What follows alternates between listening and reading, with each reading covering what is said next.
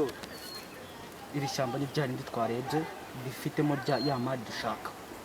Ya mari dushaka irimo hano. Gusa dushobora guhura n'inkurikizo. Ugomba kuba uri stand by igihe cyari cyo cyose ku buryo umwe kuri umwe, babiri kuri babiri tujye gukora akazi kose.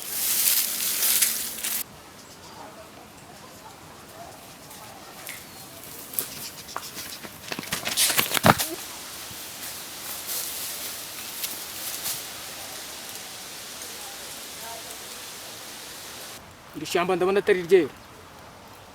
Ishyamba ndabona ari wagira ngo hari ikindi kintu kiririmo. Sinzi ko turi buze kuyikuba.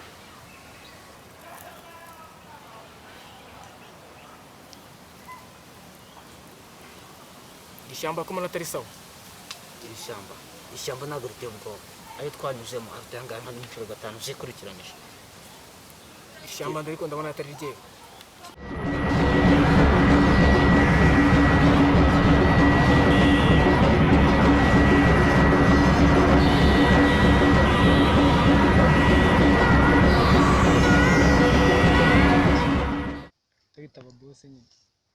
Hello boss.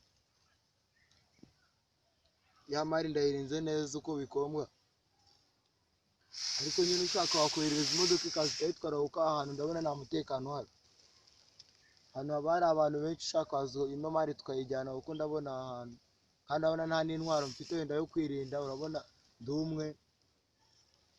Hano ushaka wazana imodoka tugatwara ya mari. Sawa gira vayo hereze boss, ko ndabona abantu bari kuhahunahuna cyane.